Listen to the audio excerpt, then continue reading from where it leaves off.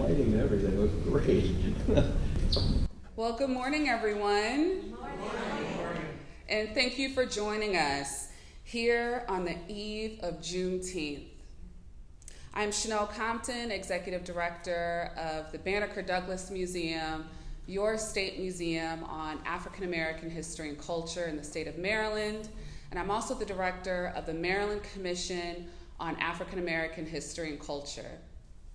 I'd like to welcome the members of our commission, as well as the Maryland Lynching Truth and Reconciliation Commission, the Banneker-Douglass Museum Foundation, and the Governor's coordinating offices, and all of the media outlets who have joined us for this occasion. We would like to begin by acknowledging that the land on which we gather is the traditional territory stolen from the Piscataway people. As we work towards truth and reconciliation to create spaces for healing and connection, let us first acknowledge the racial terror of colonialism and the attempted erasure of Indigenous people.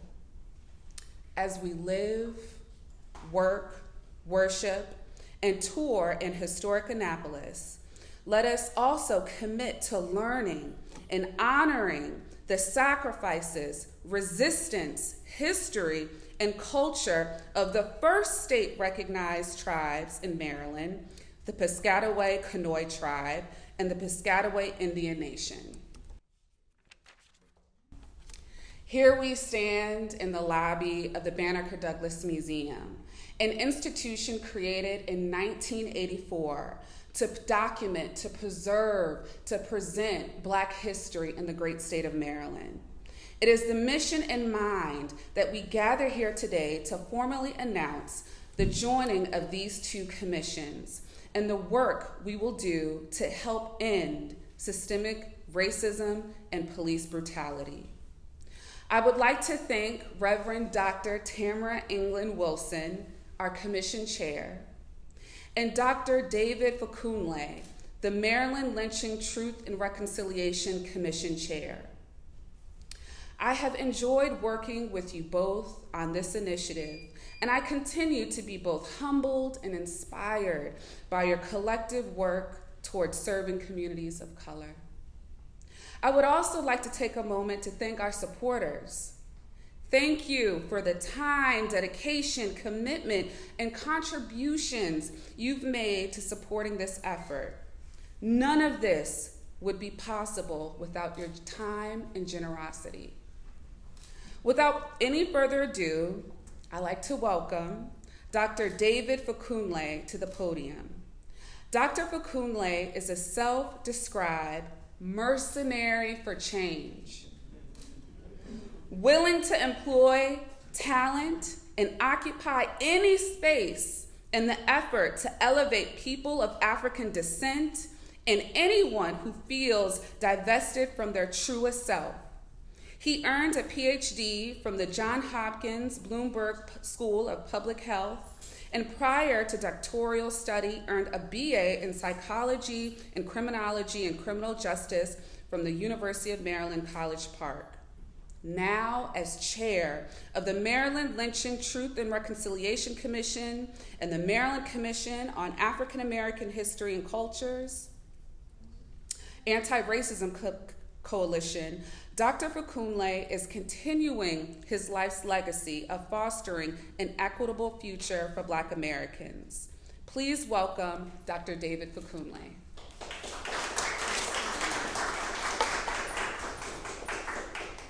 Good morning. Good morning. Thank you all for being here. This is a day of celebration. So I hope you all are in a celebratory mood as we approach the first commemoration of Juneteenth as a federal holiday. Ebo. But the work still continues. We are not completely free. The noose is still around our neck. I repeat, there's work to be done. What we saw last year, and I've seen many years before that, but especially last year, the lynching of Ahmaud Arbery, the murder of Breonna Taylor, the lynching of George Floyd. It sparked something in many people in a way that it hadn't done before, because there were names before this. Freddie Gray, Tony Robinson, Akai Gurley, Eric Garner, Corinne Gaines. Too many to name. But yet there was something about last year, the stillness of a global pandemic, that forced us, all of us, to see the atrocities for which this country has been guilty since its inception. How did we react? How did we respond? Well, something inside of us saw the inhumanity of what occurred. It didn't matter the skin tone. We saw lives snatched away for no other reason than the amount of melanin in their skin. So we rose up. We expressed anger. We expressed sorrow. We expressed rage. And we were called to action. And so the Maryland Commission on African American History and Culture and the Maryland Lynching Truth and Reconciliation Commission, of which I am honored to lead, decided we will do something. Yes, we are powerful entities in our own right, but we will be much stronger together. The commission is charged with chronicling the history of racial terror lynchings in the state of Maryland, which at the time was 1854 to 1933. We know it's a much larger timeline than that. And part of our charge is to explore just how large that timeline is. But what my fellow commissioners and I knew immediately, that it wasn't just about chronicling the history, the past, but to make the connection to now. So what people saw on May 25th, 2020, over 9 minutes of time, was a lynching. So we all have a moment, an image, a memory that shows us just how inhumane this country has been to people of color, especially Black people. So what do? We memorialize, we chronicle, we heal, but we also look to bring justice. And what you will hear later on is what that justice looks like for us. My background is in public health, so I think about what factors affect the trajectory of health and well-being in society. And as you can imagine, as a Black man, I'm very interested in the health and trajectory of Black people. And there are many contexts, many stories that we have to be mindful of when we think about what affects that trajectory. We can't ignore what Black people have been subjected to throughout the 400 years of this country's existence. For over 200 of those years, we were considered property, not even human. A war was fought over the idea that we should remain property. An entire economy was built and run on the backs of enslaved Africans. When the war ended and slavery was ended, there was a little bit of time where we were separate but equal. But that was a little too much for some people. So they burned it down and made sure we couldn't rebuild back. And yet we did. Then there was a moment in time where they wanted us to be separate, but not equal. And while so many of those explicit manifestations have gone away, the implicit ones remain and are just as devastating, if not more, than what happened during my mother's time. And it's interesting to say that, yes, my mother experienced that and has seen the change over time. So yes, change has been slow, but it has happened. Evolution happens right before our eyes. This is another example of evolution. So celebrate, truly celebrate. Remember, reflect, know, internalize. Don't just focus on the horrors Don't just focus on the trauma. Acknowledge it, though. But recognize the strength, the resilience, the power that we have exuded all this time. And all we want is an opportunity to do it on an equal playing field. My work, my life has given me the opportunity to really boil this thing down to 5 determinants. I call them existential determinants. And I feel that every single one of us in this room and those who are listening to us, wherever you may be, align with these things. Acknowledgement, appreciation, respect, understanding, and the most important one, love. When it comes down to it, that's all we want. And why should any of us be in each other's way from achieving those things? Thank you. And at this time, I would like to call up the esteemed chair of the Maryland Commission on African American History and Culture, Reverend Samuel Wilson.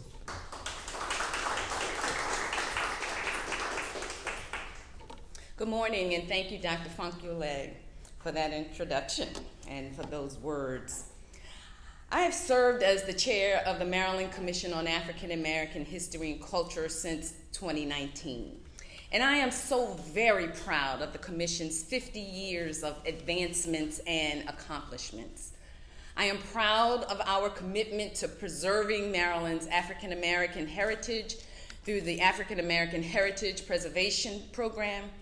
In the 10 years since its inception, the Commission has awarded over 125 grants totaling $11 million to preserve African American buildings, communities, and projects throughout the state.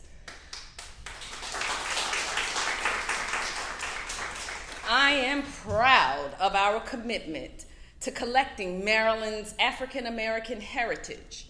The Commission's oversight of this beautiful museum, the Banneker-Douglass Museum, the state's official museum on African American history and culture, and a national preservation site, affords us the incredible privilege of sharing our collections, exhibitions, and educational programs with the public, enabling us to foster greater understanding and appreciation of the African experience in Maryland.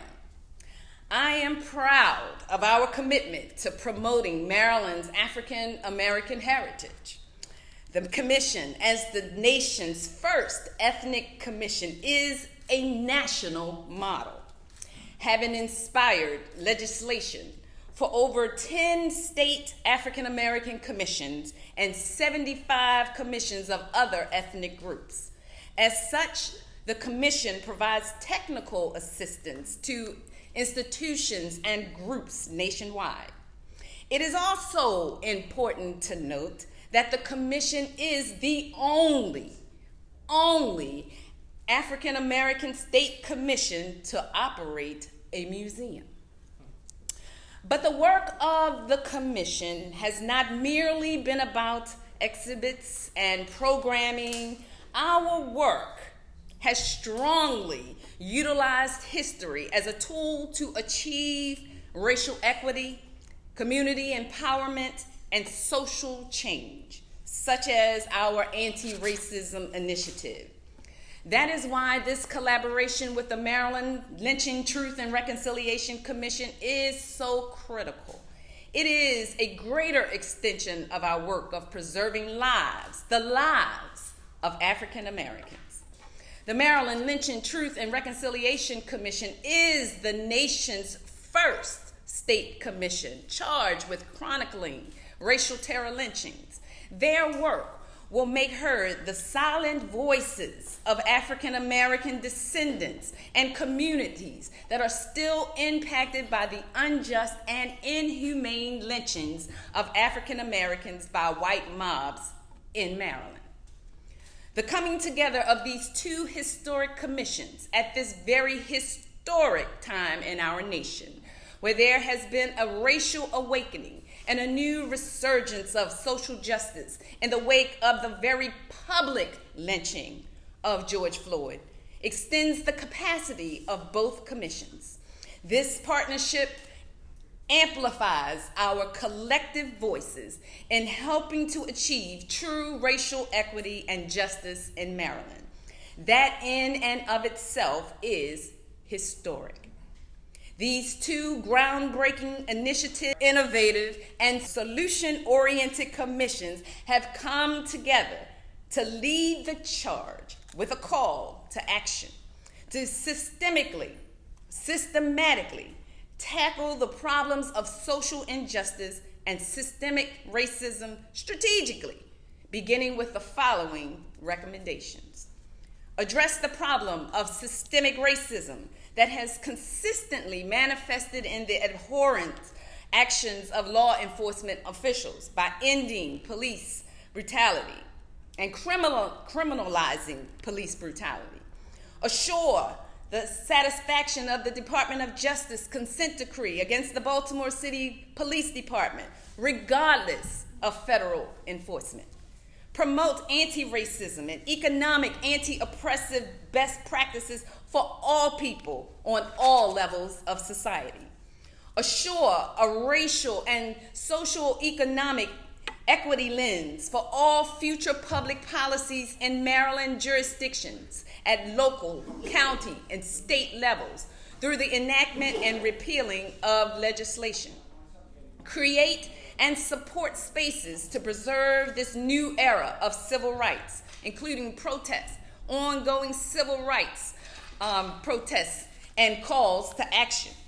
Increase funding for African American museums and cultural institutions as they chronicle ongoing civil rights protests and the materials produced as a result. Support the revision of Maryland's public school curriculum to include a more accurate representation of Maryland's history and previous movements in the struggle for racial equality and equity, the current civil rights movement, and the work of these very important commissions, the Maryland Lynching Truth and Reconciliation Commission and the Maryland Commission on African American History and Culture. And finally, removal of monuments and of memorials that promote an incomplete history and a history of hate, while erecting monuments and memorials that promote healing and a fully accurate history. These recommendations, we believe, will begin the process of dismantling systems that oppress Black people and perpetuate cycles of poverty, criminalization, inadequate education systems, disparities in healthcare, among other problems that have plagued Black communities for centuries. Dismantling obvious racist systems and those strategically hidden is the only way to achieve racial equity. The Maryland Lynching Truth and Reconciliation Commission and the Maryland Commission on African American History and Culture are both committed to that end, and to that I am proud.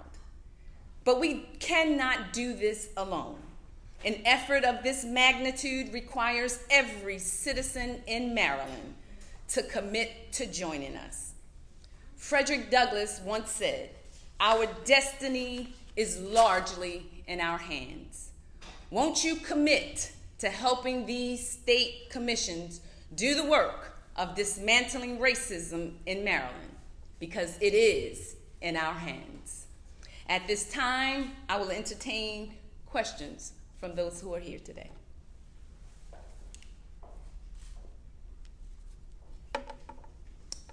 Are there any questions? If not, I will turn it back over to Director Compton.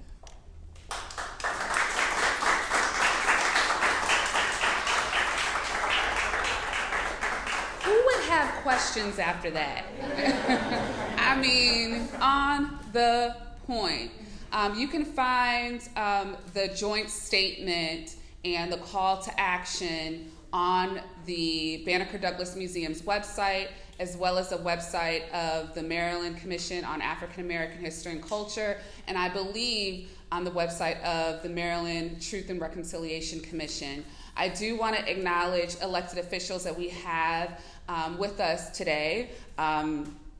Co-mayor of the town of Cheverly, Mayor Casey Mununye. And we have Alderwoman of the city of Annapolis, Sheila Finlayson. And of course, Carl Snowden, convener of the Caucus of African American Leaders in all things Black history and culture in the great state of Anne Arundel County. We will be taking a couple of minutes for a break. We will have a short Juneteenth presentation led by our amazing commissioner, Commissioner Cheryl McLeod, as well as the chair of the Maryland Lynching Truth and Reconciliation Commission. He's also a musician, artist, and just an incredible person in general, Dr. David Fankule. If you would like. And in 2022, he will be the president of the National Association of Black Storytellers. Hello. The power of storytelling is just so profound, and he does an amazing job. And if you want to learn more about African American stories throughout the great state of Maryland, you're more than welcome to visit our exhibition upstairs, Deep Roots Rising Waters, a celebration of African Americans in Maryland. And if you didn't miss it, or if you did miss it, you can visit our current exhibition, the Black Vote Mural Project, which is in the historic wing of our incredible museum. So thank you so much. You can join us in about 2-3 minutes in the temporary gallery, where we'll be having a youth poet, Sanai E. Martinez. She'll be doing a poetry piece, as well as a libation and Juneteenth presentation as well. So see you soon.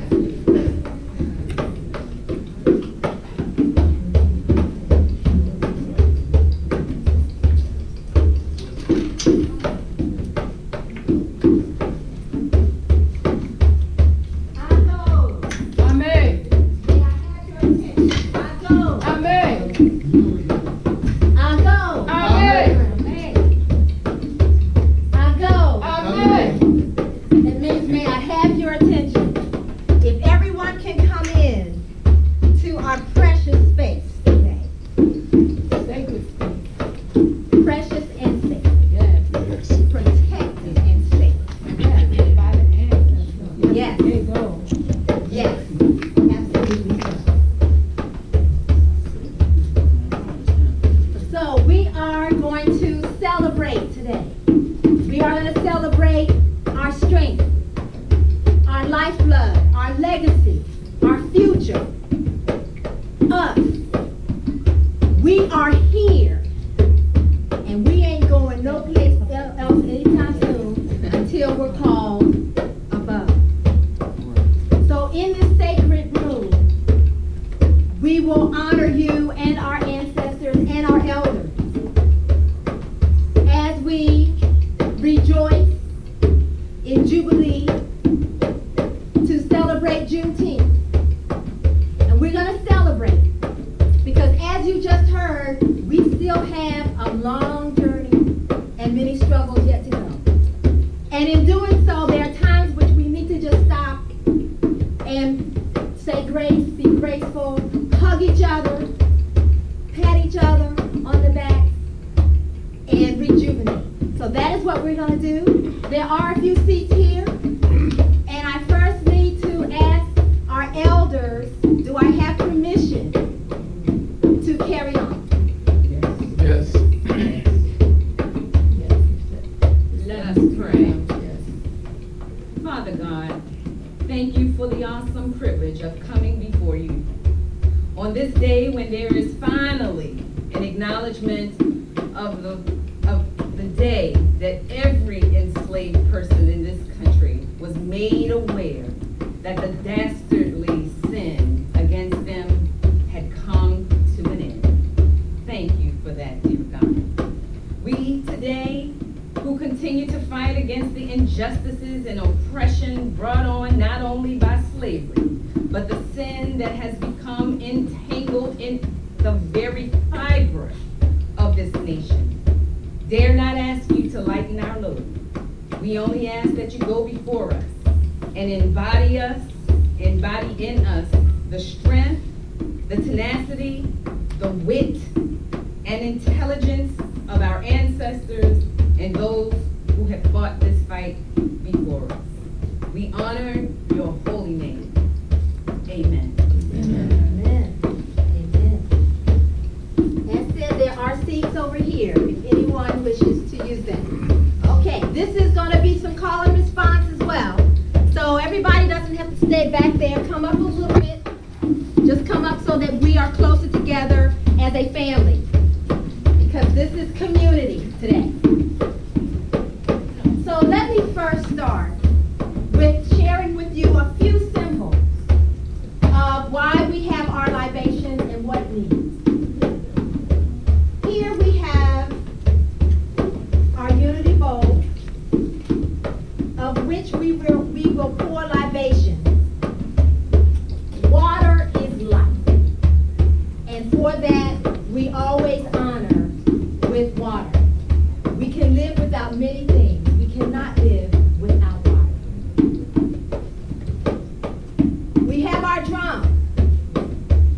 The drum is our heartbeat. It is the heartbeat of all of our people. It guides us. It soothes us. When we need to be warriors, it protects us. It guides us. The drum beat, our heart. We have our Sankofa bird. Our Sankofa bird, feet moving forward, neck reaching back to nurture the egg which is our future. Come and fetch it. We must remember to always honor our past so that in moving forward in the future we can continue those things that work for us and not repeat those that do not. Our Sankofa bird. We have our unity bowl and our unity cup. Oneness. And another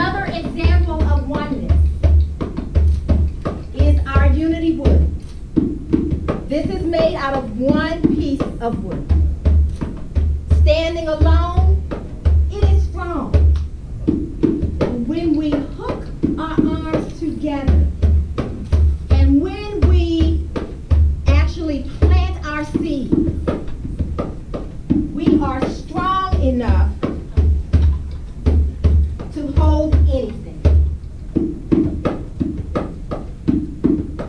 Our dreams and our pains.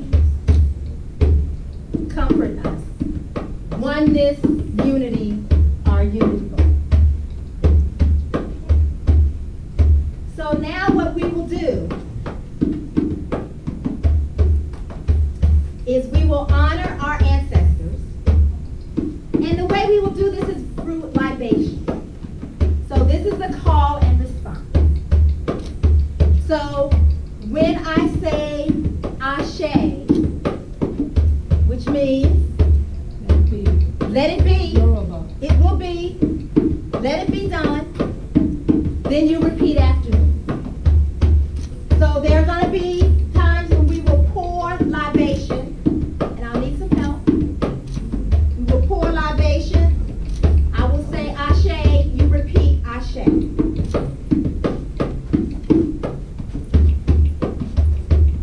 We first raise our hands to our Creator, who is omnipotent, who covers and protects all creatures, big and small. The cool water, again, is life. So as we pour cool water, say Ashe. Ashe. Ashe. We also praise the motherland. Ashe. Ashe.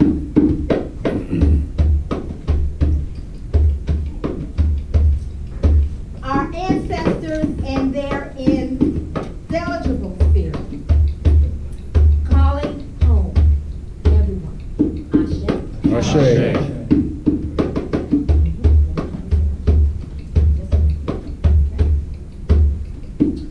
We honor our children and family because youth is the promise of tomorrow. Ashe. Ashe. We honor family and extended family. Ashe. Ashe. And we also make sure that we are always looking towards the north, whichever way that is, the south, the east, and the west to help to guide us through our path. Ashe. Ashe. Now, we are going to honor our ancestors by saying their names, speaking their names in this place. We can think about them, but when we speak their names, they are real to us. We will also honor our elders, because as we stand on the shoulders of our ancestors, our elders, they got our back. They're the ones who we seek for wisdom. And so we will actually shout out names and we'll just continue to pour. But I want us to definitely honor and think about all of those whose toils brought us safely where we stand in this place today. The indigenous. Ashe. Ashe. The indentured. Ashe. The enslaved. Ashe. Speak a name. Thomas and Evelyn Curtis. Calvin and Barry Thomas. Yui. Ashe. Matthew. Merle. Ashe. Jack Burnell. Ashe. Ola. We will also speak for the infirm, the inflamed, the insolvent, and the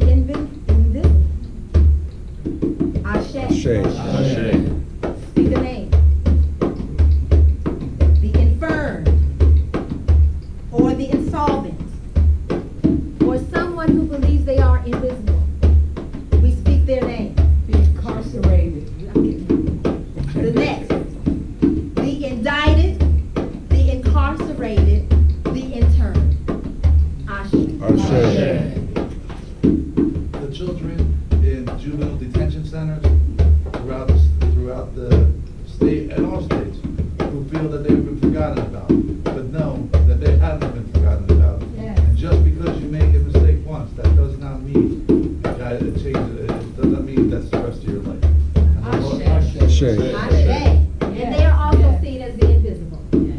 Those with disabilities who feel bereft of equal opportunity and feel like they don't have their common humanity recognized. Ashe. Those who have been legally lynched in the legal system.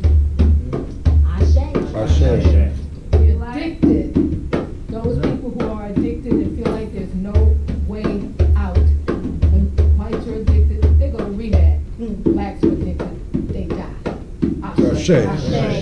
Black trans men and women. Ashe. For the men and women who have overcome and breaking through prosperity in the inner cities and become prominent people in society, and may they not forget where they came from, Right. and may they care for their neighbor and good citizens. And so as we follow in, we also will honor, to follow up, the independent, the industrious, the intelligent, the ingenious, the incited, the inspirational, the intuitive, and the instructive. Ashe. They are all incredible. And we are indestructible. Invincible, yes, we are. Ashe. Ashe. Ashe. Thank you. Thank you. All right, so we have one more small part here because we want to make sure that we celebrate Juneteenth. So for those of you who know the spiritual, freedom, oh freedom, Oh, freedom. Oh, freedom. Oh, freedom over me. And before I'll be a slave, I'll be buried in my grave and go home to my Lord and be free. Yes, I'll be free. So just if you can hum it, just hum it a little bit. 1865, everybody just start to walk, just start to stop, just start to walk, just start to stop, just start to stop. Picture thousands of enslaved people working in the master's house, working the fields, and suddenly they hear these footsteps because the cavalry is coming. General Granger comes and says to those in Texas, y'all late, but I'm here. And because we are here, there were, I believe, 250 African American troops who went into Galveston, Texas. So just think about it. 1619, when the first indentured servant who became a slave, Angela, landed in what we call Jamestown, 1619. Here it is, 1865. And finally, they are told they are no longer enslaved and they are free. Now we know there still needed to be the 13th Amendment that freed all others.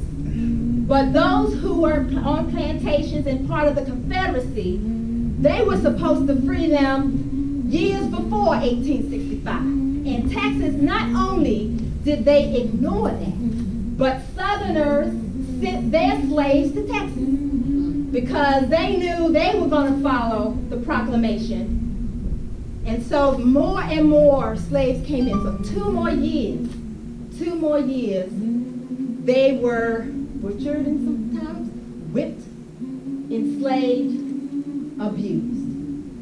But then came freedom.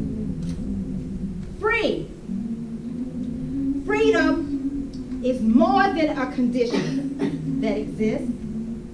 Freedom is the very sense of being. It is within us and moves outside of us. I free my mind of negative thoughts to allow my soul to reach heights of discovery. I free my mind of limitations. I am free to sow and magnify my potential to its maximum. If I happen to make mistakes, I consider them learning experiences that will help me do it right the next time. I am free. I am free. Thank you. My heart, my body, my mind, my soul, my spirit. I am free. Oh, freedom. Oh, freedom. Oh, freedom over me. Over me. And before I be a slave, I'll be buried in my grave and go home to my Lord and be free. Yes, I'll be free. So as we leave this solemn place, this sacred place today, I want to share with you a message that came. Yesterday I was listening to a call, and a descendant of an ancestor who was in Galveston, Texas, in receiving the news, passed on this message that carries from generation now to generation. And this is what he said. Now, only God is my master. So let's just sit there. And it can be your creator, Allah. This is what he said. Now, only God is my master. So when people start to say to us, oh, Juneteenth is just the black people's 4th of July. I don't think so. I don't think so. But tomorrow, we are going to show them what it's like to be in control of our destiny. Because again, no human being is a master of another. We may need to follow some rules. We may need to get some advice from time to time. We need to respect our elders. But no one is the master of another human being. Only our Creator is the master. So I'm going to tell you what I'm not going to do tomorrow.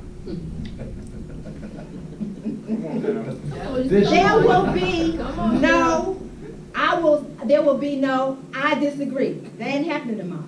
There will be no, however, whatever, not tomorrow. There will be no, yeah, but not tomorrow. There will be no, what's the point? Not tomorrow. Not tomorrow. There will be no analyzing, no speculating, no signifying. Not tomorrow. Because we are going to celebrate. Yeah. We are going to rejoice. We are going to reclaim. We are going to, so many reads that kind of cover the play. Reflect on our own. We are going to reboot. Because we know the struggle, as we just heard, is still a long struggle. But you know what? We persevere. Yes. We persevere. And so, for everyone, happy Juneteenth. And be safe.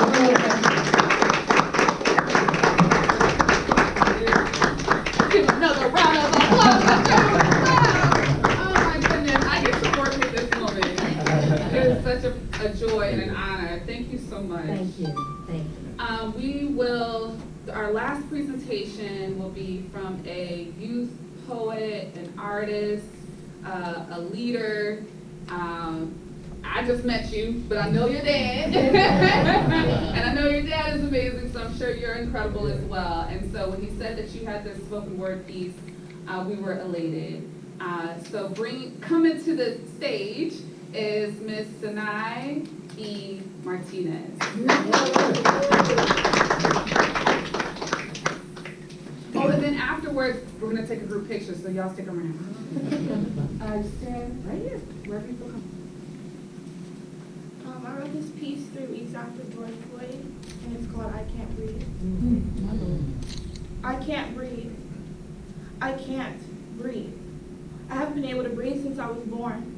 When society decided the melanin in my skin was not something to be uplifted, but a tragedy to be mourned, I'm still struggling to breathe. Because even though my people were the ones to build this country from the ground up, our country is the first one to tear us down and crush us down to dust, and that dust is making it hard for me to breathe. Ever since I can remember, beauty has always been straight hair, thin, white, and more white. 6-year-old me looking at Cinderella, Sleeping Beauty, and Snow White, trying to hold back my tears, and trying to breathe with all my might, because I thought I had to be corrected, that I needed to be made right. At 6 years old, I couldn't breathe. My mother told me a black woman's hair was a jewel. It's wonderful, gorgeous, and can be used as a powerful tool. But when my white friends would skip me in the traditional braiding each other's hair, I would run my hands through my coarse hair and just not care. Not care about my Angela Davis afro or my Queen of Sheba braids down my back. I thought I wanted to straighten my hair. Screw being black. Society was tricking me, making me think my hair was weighing me down, telling me, stop breathing, don't breathe. And then sitting in class listening to slavery and segregation, because no one likes to tell us we were kings and queens before then. My teacher expecting me to know everything and nothing all at the same time. I can't think, I can't be heard, I can't breathe. Not only am I black, too dark to be seen, but dark enough to seem suspicious. Just because I can't be seen in the light doesn't mean I'm the symbol of evil, or I'm the one that caused the fight. The darker the berry, the sweeter the juice. Drink it, and maybe then I can take my first breath. Maybe then I can finally move.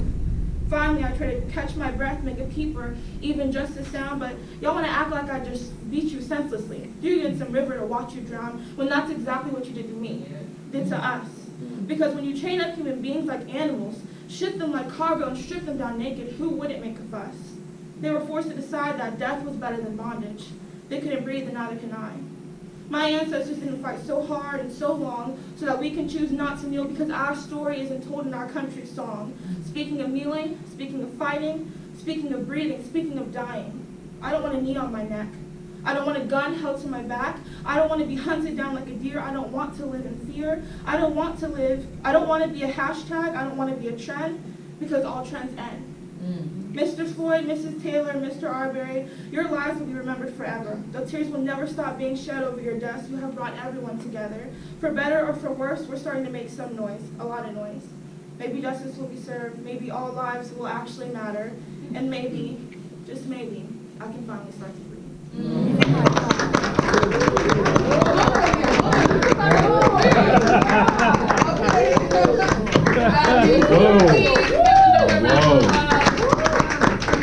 I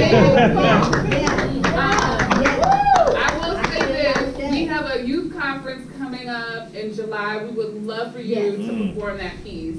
I mean, it's going to be virtual, so you can record it, because did you document that? Yes. Okay, great. Okay. Thank you so much. You'll be very, very, very proud. Thank you, Sanai. So all of you. Yes, it is. Okay. All right. So we are going to take a group photo. I do want to say thank you all for coming out and for staying for this presentation. To our commissioners, the award-winning storyteller in Maryland. She is the National Association of Griot Storytellers. David's following me. Okay. Storyteller. Exactly. We have Miss Cheryl McLeod, who gave the libation. Dr. Tamara E. Wilson, Chair of the Commission. Carl Snowden, Robert James, Margaret Taylor, Maya Davis. Your hair throws me off, Maya. LaRon Herbert, administrative manager of the museum and special assistant to the commission. Ellie Thompson, the mayor, she's co-mayor, but I say mayor. Of Cheverly, Casey Union, yes. Margaret Davis, Tony Spencer. So thank you all. Alex Haley, generationally connected to the city of Annapolis. Thank you so much. Thank you all for coming.